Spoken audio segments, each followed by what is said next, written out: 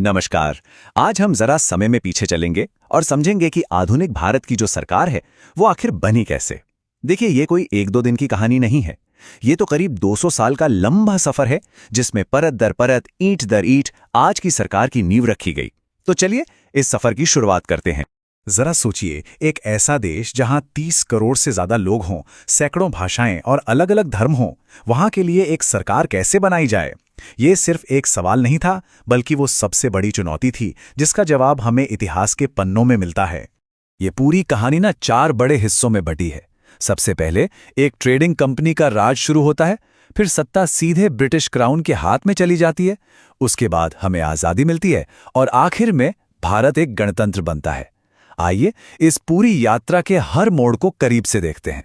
तो कहानी शुरू होती है उस दौर से जब ईस्ट इंडिया कंपनी, जो यहां सिर्फ व्यापार करने आई थी, धीरे धीरे भारत की शासक बन बैठी।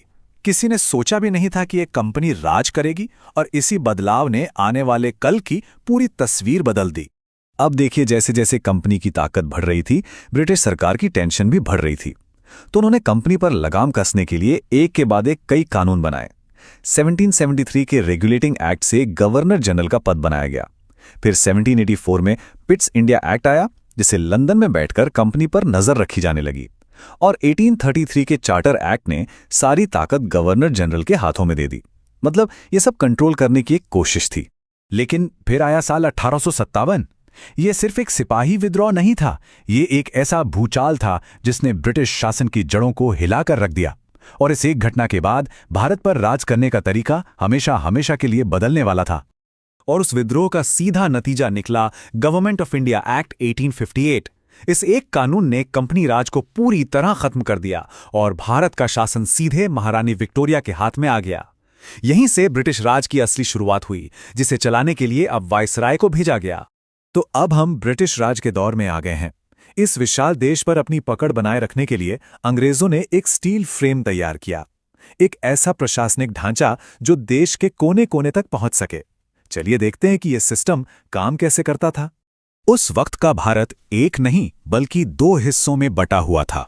एक तरफ थे ब्रिटिश प्रांत जैसे बंगाल और बॉम्बे, जहां अंग्रेजों का सीधा राज था, और दूसरी तरफ थीं 500 से भी ज्यादा रियासतें, जहां राजा तो भारतीय थे लेकिन उनकी लगाम भी अंग्रेजों के ही हाथ में थी। 500 से ज्यादा, जरा सोचिए इस नंबर के बारे में। इसका मतलब था 500 से ज्यादा अलग अलग राजा, उनके अपने कानून और अपनी रियासतें, और इन सबको एक साथ एक देश में लाना था। ये किसी बहुत बड़ी पहेली को सुलझाने जैसा था। अब बात करते हैं एक ऐसे कानून की जो आगे चलकर आजाद भारत के संविधान की नींव बनने वाला था। ये था 1935 का गवर्नमेंट ऑफ इंडिया एक्ट। ये अंग्रेजों की तरफ से भारत पर शासन करने का सबसे बड़ा और सबसे डिटेल्ड प्लान था।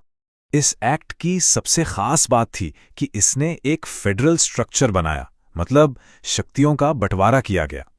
केंद्र सरकार को रक्षा, विदेश मामले और करेंसी जैसे बड़े मुद्दे दिए गए, वहीं राज्य सरकारों को शिक्षा, स्वास्थ्य और लोकल गवर्नमेंट जैसे विषय सौंपे गए। कुछ विषय जैसे क्रिमिनल लॉ दोनों के लिए कॉमन रखे गए। कुछ आज के सिस्टम जैसा ही है ना? इस एक्ट ने पहली बार प्रांतों में चुनी हुई भारतीय सरकारों को काम करने का मौका दिया। केंद्र में 2 सदनों वाली संसद की व्यवस्था की गई, जैसा कि आज लोकसभा और राज्यसभा हैं। और सबसे जरूरी बात, जब तक हमारा अपना संविधान नहीं बन गया, तब तक इसी कानून ने एक तरह से भारत के अंतरिम संविधान का काम किया। अब कहानी अपने आखिरी, सबसे तेज और शायद सबसे दर्दनाक मोड़ पर आती है।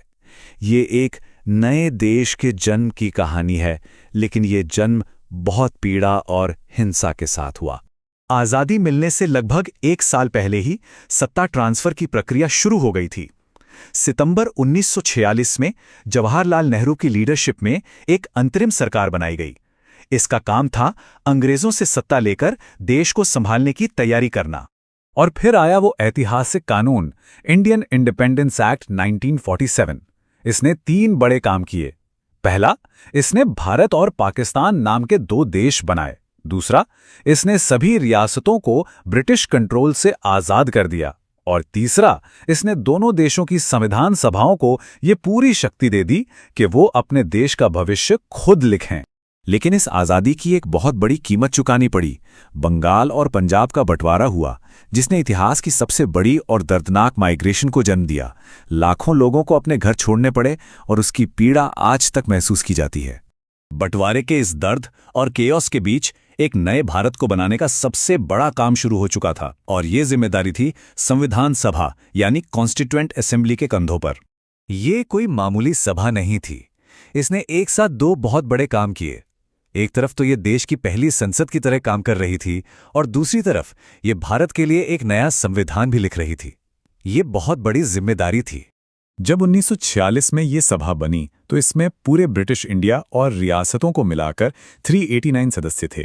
ये उस अखंड भारत की तस्वीर थी जो कुछ ही समय बाद इतिहास का हिस्सा बनने वाला था। लेकिन जैसे ही देश बटा, ये सभा भी बट गई। जो सदस्य पाकिस्तान के इलाकों से थे वो अलग हो गए, और सदस्यों की संख्या घटकर सिर्फ 299 रह गई। ये नंबर खुद बंटवारे की कहानी कहता है।